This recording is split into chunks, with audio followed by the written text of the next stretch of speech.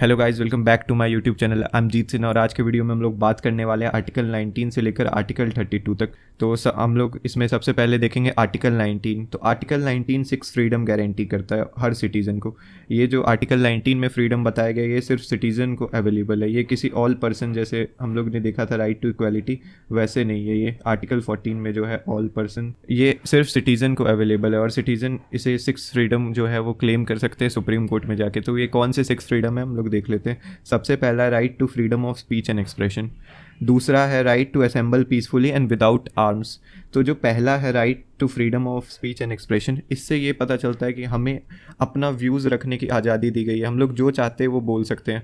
तो इसमें बहुत सारे ये freedom of speech and expression के अंदर बहुत सारे राइट्स आ जाते हैं, जैसे कि फ्रीडम ऑफ प्रेस, मीडिया को फ्रीडम कुछ भी बोलने का, freedom of commercial advertisement, right against tapping of telephonic conversation. जैसे हम लोग देख सकते हैं कि फ़ोन कॉल आप रिकॉर्ड नहीं कर सकते क्योंकि ये हमारा राइट है कि हम लोग कुछ भी एक्सप्रेस कर सकते हैं। तो फिर राइट टू टेलीकास्ट, फिर राइट टू नो, ये सबसे इंपॉर्टेंट है। राइट टू इन्फॉर्मेशन जो है इसी से डिराइव होता है, यही फंडामेंटल राइट से राइट टू इन्फॉर्मेशन डिराइव होता है। इसमें जो सबसे यूनिक पार्ट है कि हम लोग साइलेंट भी रह सकते हैं, ये भी हमारा राइट है। Right to remain silent freedom of speech and expression के अंडर आता है। तो ये सारे फ्रीडम्स आते हैं और जितने भी फ्रीडम जो कि हमें एक्सप्रेशन की आज़ादी देते हैं वो सारे इस राइट के अंदर इंक्लूड हो जाएंगे। जैसे कि हम लोग डांस करना, सिंगिंग करना, ये सारा फ्रीडम आर्टिकल 19(1)(a) के अंदर ही आएगा। फिर जो right to assemble peacefully and without arms, ये हमें प्रोटेस्ट करने की आज़ादी देता है कि हम लोग कभी भी चाहें तो प्रोटेस्ट कर सकते हैं। प्रोटेस्ट से मतलब है कि स्ट्राइक जो होना चाहिए वो वायलेंट नहीं होना चाहिए और एक प्रॉपर ऑर्डरली मैनर में होना चाहिए। कोई भी राइट्स ये सब इलीगल तरह का स्ट्राइक नहीं होना चाहिए, विदाउट आर्म्स होना चाहिए। कोई गन या फिर किसी भी तरह का लाठी वाठी लेकर स्ट्राइक करना वो इलीगल स्ट्राइक की कैटेगरी में आ जाएगा और इसको सरकार पाबंदी लगाता है, उसके लिए रिस्ट्रिक्शंस है उसके लिए। तो यहाँ पे राइट टू असेंबल पीसफुली है कि हम लोग को शांतिपूर्वक धरना देना है। हम लोग ज़्यादा शोर शराबा तोड़ फोड़ नहीं कर सकते, रेलवे ट्रेन नहीं जला सकते। ये ज़्यादातर फॉलो तो पीसफुली होता नहीं है, बट पीसफुल हमारे कॉन्स्टिट्यूशन में बताया गया कि प्रोटेस्ट जो होना चाहिए वो पीसफुल होना चाहिए। फिर आगे देखते हैं राइट टू फॉर्म एसोसिएशन और यूनियन और कोऑपरेटिव सोसाइटीज़। तो हम लोग को जो ये सोसाइटी, कोऑपरेटिव सोसाइटी और एसोसिएशन बनाने का ये भी फ्रीडम दिया गया, जिससे पॉलिटिकल पार्टीज़ का भी इमरजेंस होता है। Political parties, companies, partnership firm, societies, clubs, organization, trade union, ये सारे बॉडीज़ का फॉर्म इसी राइट के थ्रू होता है। फिर आगे देखते हैं right to move freely throughout the territory of India. तो ये जो राइट टू मूवमेंट हर सिटीज़न को दिया गया है कि कहीं भी कंट्री में वो ट्रैवल कर सकता है, एक स्टेट से दूसरे स्टेट, कहीं भी कोई सा भी स्टेट ट्रैवल कर सकता है। इंडिया को वन यूनिट की तरह दर्शाने वाला काम ये राइट करता है, India as a one unit. क्योंकि अगर हम लोग देखें तो हर state have a distinct identity and different and distinct culture, लेकिन ये जो राइट है हमें यूनाइट एक तरह से करता है, हमें फ्रीडम देता है कि हम लोग एक ही यूनिट से फॉर्म है जो कि है India. Right to reside and settle in any part of the territory of India. तो हमें ये जो राइट है, right to reside and settle, हम कहीं भी इंडिया में कंट्री में रिसाइड कर सकते हैं, कोई भी स्टेट में जाके हम लोग प्रॉपर्टी ओन कर सकते हैं। इससे ये राइट का पता चलता है right to reside and settle in any part of India से, कि हम लोग कोई भी स्टेट में जाके वहाँ पे प्रॉपर्टी एक्वायर कर सकते हैं और वहाँ पे अपना होम और डोमिसाइल परमानेंट बना सकते हैं। पहले 2019 से पहले हम लोग जम्मू एंड कश्मीर में नहीं बना सकते थे डोमिसाइल, बट आफ्टर 2019 वहाँ पे भी हम लोग बना सकते हैं, वहाँ पे भी रिसाइड कर सकते हैं। अब आगे देख लेते हैं right to practise any profession or to carry on any occupation, trade or business. तो हम लोग को फ्रीडम दिया गया कि हम लोग कोई भी तरह का कारोबार संभाल सकते हैं, लेकिन कारोबार जो होना चाहिए वो लीगल होना चाहिए, लीगल बिजनेस ट्रेड होना चाहिए। अगर वो इलीगल है तो वो फिर इस फ्रीडम के अंदर नहीं आता है, कोई भी इलीगल काम करने के लिए फ्रीडम नहीं दिया गया।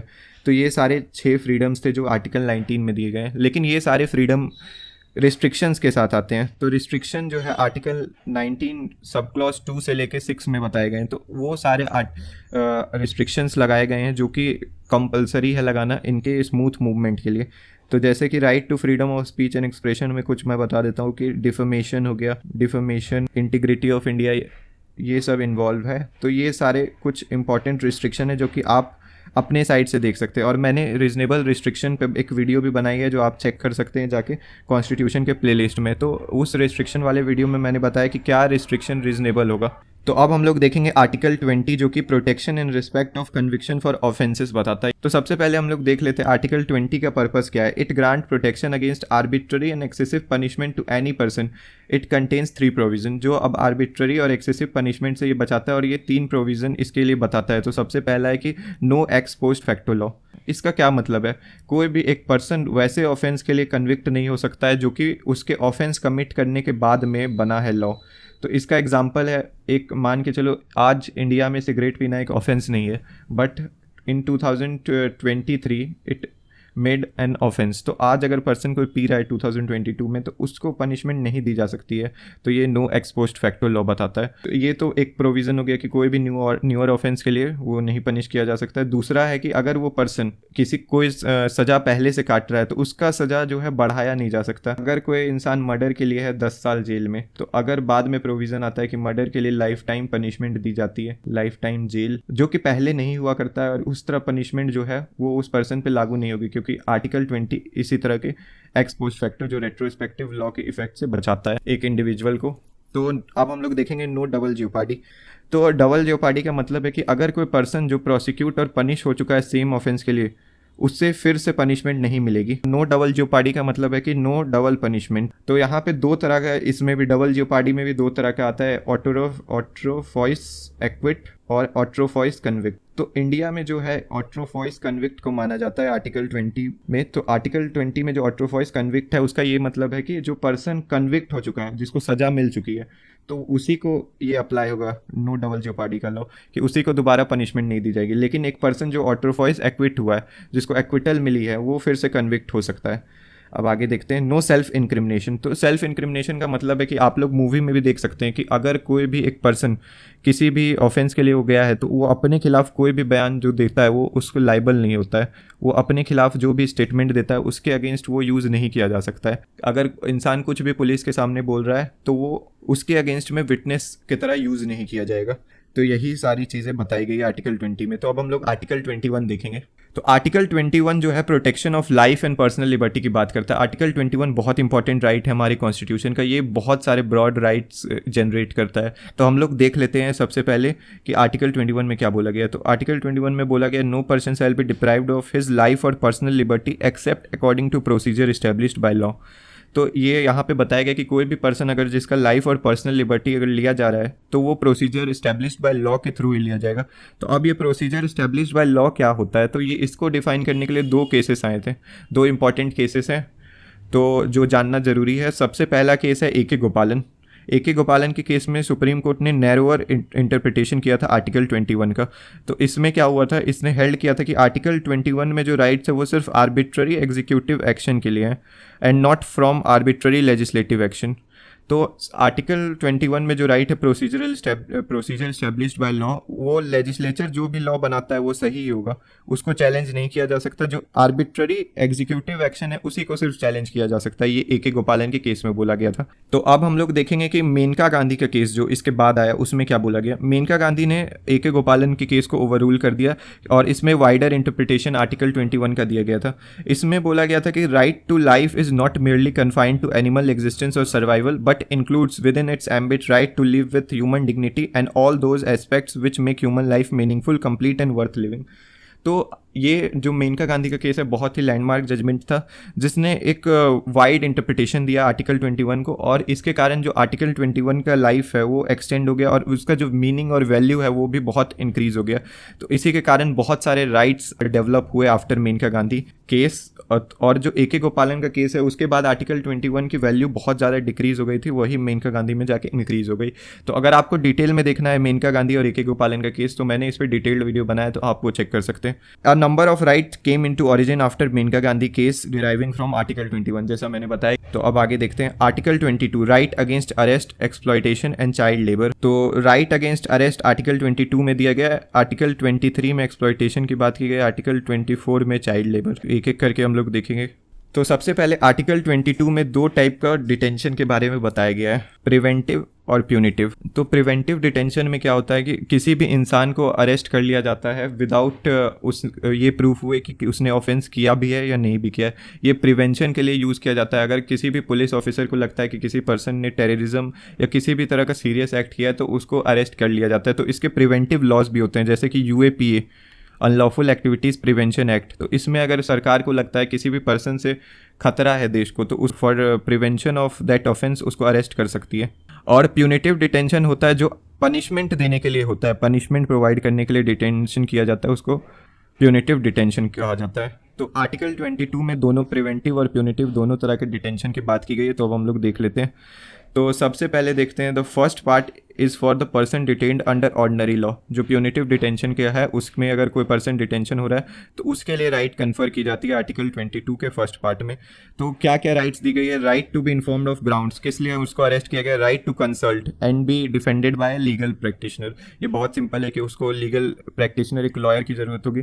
फिर right to be produced before a magistrate within 24 hours, right to be release after 24 hours unless the magistrate authorize further detention. तो उसको 24 घंटे से ज़्यादा नहीं रखा जा सकता अगर मैजिस्ट्रेट उसको फर्दर डिटेंशन के लिए जब तक ऑर्डर ना कर दे। तो ये राइट्स दिए गए हैं एक ऑर्डिनरी लॉ में, जो कि प्यूनिटिव डिटेंशन के लिए अगर किसी भी पर्सन को लिया गया है तो उसके लिए है। अब लेकिन जब प्रिवेंटिव डिटेंशन में लॉ जो बनते हैं, प्रिवेंटिव डिटेंशन के लिए जो लॉ बनते हैं उसमें थोड़ा स्ट्रिक्टर पनिशमेंट दी जाती है। तो स्ट्रिक्टर पनिशमेंट के लिए उसमें राइट्स भी वैसे ही दिए गए हैं। तो राइट्स हम लोग देख लेंगे। सेकेंड पार्ट प्रिवेंटिव डिटेंशन के लिए, प्रिवेंटिव लॉज के लिए, which is available to both citizen and aliens. तो ये ऑल पर्सन के लिए अवेलेबल है। The detention of person can not extended 3 months। तो यहाँ पे 3 month जो है टाइम पीरियड दिया गया है जनरल, और एक एडवाइजरी बोर्ड अगर सजेस्ट करता है जिसमें हाई कोर्ट जजेस होंगे तो उसको 3 month को भी एक्सटेंड किया जा सकता है, सफिशिएंट कॉज ऑफ एक्सटेंशन अगर शो हो रहा है तो। The ground of detention should be communicated to the detenu except the facts of public interest. उसको जो पर्सन अरेस्ट हुआ है उसे सारे इन्फॉर्मेशन ग्राउंड्स उसको बतानी होगी, लेकिन वैसे ग्राउंड्स उसको ज़रूरी नहीं है बताना जो कि पब्लिक इंटरेस्ट के लिए मैटर करता है। फिर opportunity of representation is to be provided, उसको भी रिप्रेजेंटेशन का हक मिलना चाहिए। जैसे कि हम लोग कसाब के केस में देख सकते हैं कि उसको भी ये सारे राइट्स दिए गए थे। तो अब हम लोग देखेंगे राइट अगेंस्ट एक्सप्लॉयटेशन, आर्टिकल 23 और 24 में जो राइट कन्फर किया गया। तो आर्टिकल 23 और 24 में जो राइट कन्फर किया गया वो है कि पहला article 23 prohibits traffic in human beings, बेगार, forced labor and other forms of forced labor. Any contravention of the provision will be punishable according to law. Article 23 जो है वो बहुत ही सिंपली ये बताता है कि ह्यूमन बींग्स का ट्रैफिकिंग ये रोक लगाता है। फिर बेगार, बेगार मतलब कंपलसरी वर्क विदाउट पेमेंट, तो वैसा लोगों को बेगार बोला जाता है। फोर्स लेबर अगर सिंपल भाषा में बोले तो, और other forms of force labour, तो वो सबको प्रोहिबिट लगाता है आर्टिकल 23। तो आर्टिकल 23 बहुत ही सिंपल है और ये कहता है कि अगर कोई भी पर्सन इस तरह का कर रहा है काम तो वो पनिशेबल होगा लॉ के द्वारा। अब आर्टिकल 24 देखते हैं। आर्टिकल 24 में ये बताया गया कि अगर कोई भी एम्प्लॉयमेंट चिल्ड्रन को देता है 14 ईयर्स का फैक्ट्री में, जहाँ पे डेंजरस वर्क होता है, फैक्ट्री, माइन और other hazards activities like construction work और रेलवे, तो वो एक ऑफेंस होगा और इसी को प्रोहिबिट करता है आर्टिकल 24। तो ये दो चीज़ें हम लोग देख लिए। आर्टिकल 23 और 24 जो है राइट अगेंस्ट एक्सप्लॉयटेशन, ब्रॉडली ये लोग प्रिवेंट करता है, ये सारी चीज़ें प्रोहिबिट करता है। और कोई भी पर्सन अगर ये काम करवाता है किसी भी बच्चे से, ये वो बेगर करवाता है या फोर्स लेबर का काम करवाता है तो वो पनिशेबल होगा। हमारे कॉन्स्टिट्यूशन में ये बताया गया है। जैसा कि हम लोग ने आर्टिकल 17 और 18 के लिए देखा था, तो ये भी प्रॉब्लम हमारे इंडिया में बहुत सालों से है, तो इसीलिए इसको हटाने के लिए ये प्रोविज़न लाए गए। तो अब हम लोग आगे देखेंगे right to freedom of religion, article 25 से लेकर 30 तक। Right to freedom of religion and minorities, ये टोटल आर्टिकल 25 से लेकर 30 तक कवर होता है। तो हम लोग सबसे पहले आर्टिकल 25 देखते हैं। तो article 25 states that all person are equally entitled to freedom of conscience and the right to freely profess, practice and propagate religion subject to public order, morality and health and other provision of part 3। तो यहाँ पे clearly बताया गया कि हर person को freely profess, practice and propagate religion करने का मौका दिया गया। तो प्रोफेस का मतलब क्या है कि अगर उसका कुछ भी बिलीफ है, declaration of one's religious belief and faith openly and freely, तो ये मतलब हुआ प्रोफेस करने का कि वो किसी को भी बता सकता है, फ्रीली प्रोफेस कर सकता है। प्रैक्टिस का मतलब है कि वो कहीं भी जाके प्रैक्टिस कर सकता है, कोई भी सेरेमनीज और में अपना आइडिया पेश कर सकता है। प्रोपगेट तो आप बहुत ही सिंपल है कि ट्रांसमिशन और डिसएमिनेशन कर सकता है अपने आइडियाज़ का दूसरे पर्सन को अब अपनी बिलीफ बता सकता है, अपने रिलीजियस बिलीफ बता सकता है, लेकिन यहाँ पे पब्लिक ऑर्डर, मोरालिटी, हेल्थ और अदर प्रोविज़न ऑफ पार्ट 3 के खिलाफ है ये, तो हमें रिस्ट्रिक्शन इसमें भी देखने को मिलता है। अब आर्टिकल 26 जो है ये प्रोवाइड करता है कि every religious denomination shall have the following rights: right to establish and maintain institution for religious and charitable purpose, right to manage its own affairs in matters of religion, right to own and acquire movable and immovable property, right to administer such property in accordance with law. तो article 26 बहुत ही simply बताता है कि कोई भी अगर religious संस्था, denomination है, तो वो इस्टेब्लिश और मेंटेन कर सकता है कोई भी इंस्टीट्यूशन रिलीजियस और चैरिटेबल पर्पस के लिए। वो अपना अफेयर्स जो भी मैटर का वो मैनेज करने का उसके पास पावर होगी। Right to own and acquire, वो मूवेबल और इमूवेबल प्रॉपर्टी दोनों ओन कर सकता है, और वो प्रॉपर्टी जो है एडमिनिस्टर वो अकॉर्डेंस विथ लॉ करेगा। तो ये बताएगा आर्टिकल 26 में। अब आर्टिकल 27 देख लेते हैं। आर्टिकल 27 में बताया गया no person shall be compelled to pay any taxes for promotion और maintenance of any particular religion or denomination. तो यहाँ पे बताया गया कि अगर कोई भी पर्सन को टैक्स पे नहीं करना होगा अपने रिलीजन को मेंटेन करने के लिए। अगर इससे ये भी क्लियर होता है कि सरकार किसी भी पर्सन को अपना रिलीजियस ड्यूटी फॉलो करने के लिए कोई भी टैक्स नहीं लेगी।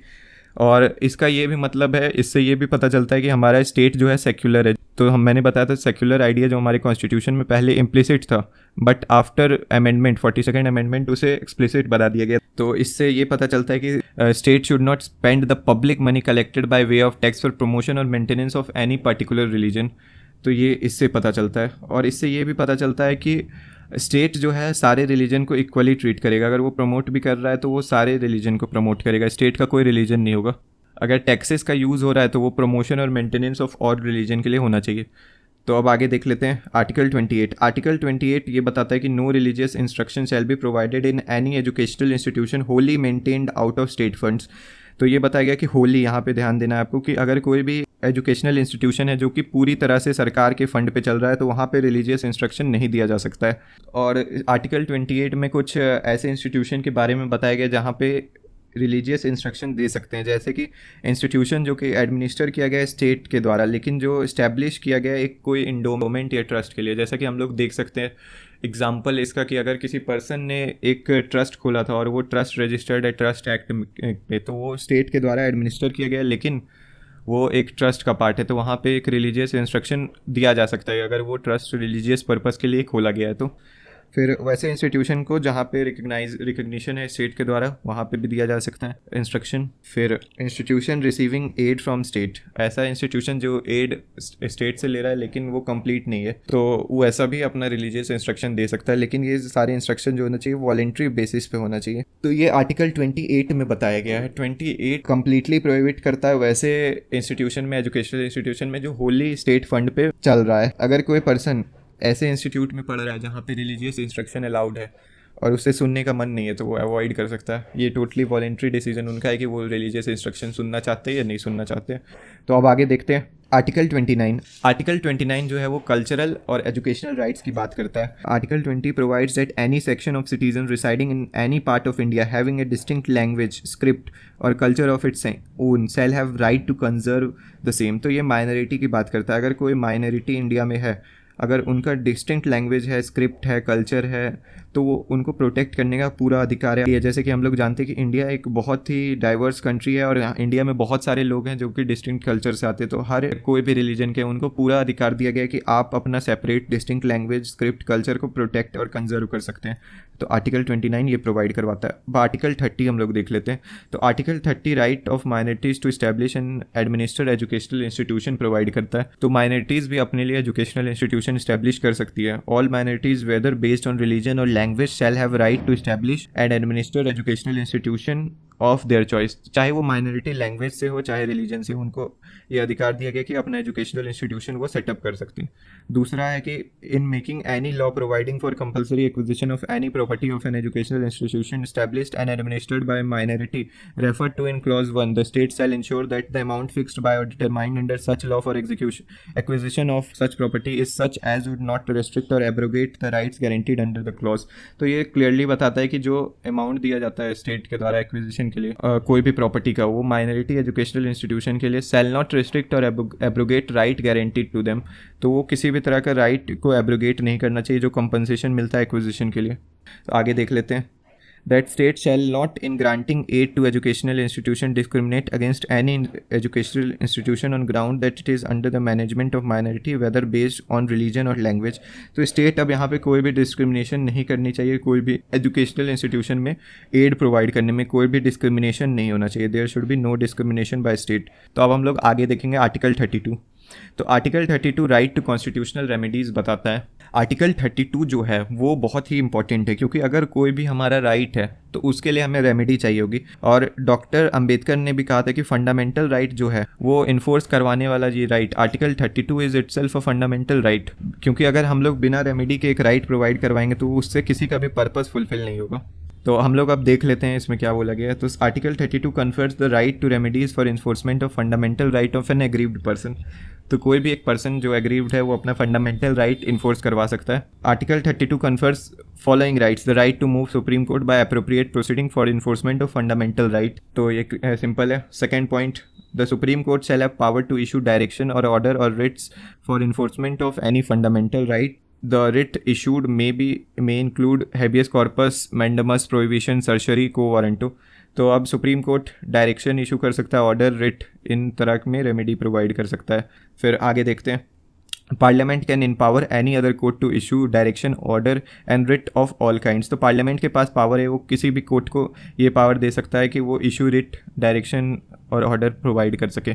लेकिन यहाँ पे आर्टिकल 226 में हाई कोर्ट की बात नहीं की गई है, क्योंकि आर्टिकल 226 में ऑलरेडी पावर दिया गया हाई कोर्ट को रिट पिटिशन के लिए। आर्टिकल 32 और आर्टिकल 226 पैरेलल राइट्स है, बस फ़र्क इतना है कि ये सुप्रीम कोर्ट जाता है और ये हाई कोर्ट का दरवाज़ा के लिए। तो ये आप देख सकते हैं। फिर the right to move to Supreme Court shall not be suspended except as otherwise provided by constitution. जो अब सुप्रीम कोर्ट मूव करने का राइट वो सस्पेंड नहीं होना चाहिए, लेकिन वो सस्पेंड हो सकता है अगर कॉन्स्टिट्यूशन में प्रोवाइड किए गए तरीके को फॉलो किया जाए। तो अब हम लोग देखेंगे क्रिटिसिज्म क्या है फंडामेंटल राइट के।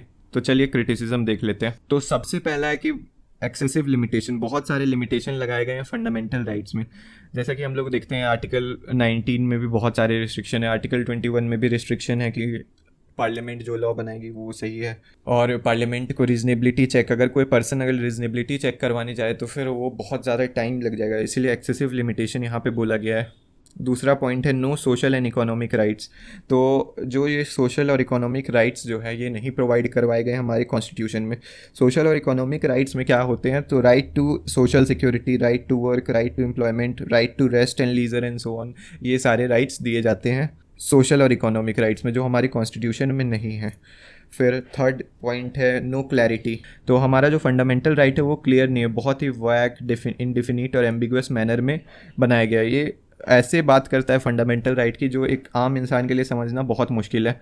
ये फंडामेंटल राइट अगर इंटरप्रिटेशन इसकी करवाने की ज़रूरत को एक लॉयर का ज़रूरत पड़ेगा, तो ये बहुत ही कॉम्प्लेक्स है उस मैनर में। फिर अगला पॉइंट है नो परमानेंसी। तो हम लोग जैसे देखते हैं कि फंडामेंटल राइट जो है उसका कोई भी परमानेंसी नहीं, वो सैंक्रोसेंट और इम्यूटेबल नहीं है, और पार्लियामेंट उसको कर्टेल और एबॉलिश कर सकता है। जैसे कि हम लोग देख सकते हैं राइट टू प्रॉपर्टी 1978 में जो हटा दिया गया। और जो क्रिटिक्स का कहना है कि ये फंडामेंटल राइट्स जो है वो एक प्ले टूल बन सकता है पॉलिटिशियन के लिए जिनका मेजोरिटी सपोर्ट है पार्लियामेंट में। लेकिन हम लोग जैसे देखते हैं कि बेसिक स्ट्रक्चर डॉक्ट्रिन जो आ गई आफ्टर केशव नंदा भारती, ये बहुत ज़्यादा एम्पावर करती है हमारे फंडामेंटल राइट को स्ट्रॉन्ग बनने के लिए। फिफ्थ पॉइंट है सस्पेंशन ड्यूरिंग इमरजेंसी। जो फंडामेंटल राइट है वो इमरजेंसी के टाइम पे बहुत सारे राइट्स जो है सस्पेंड किए जाते हैं, आर्टिकल 20 और 21 को छोड़ के।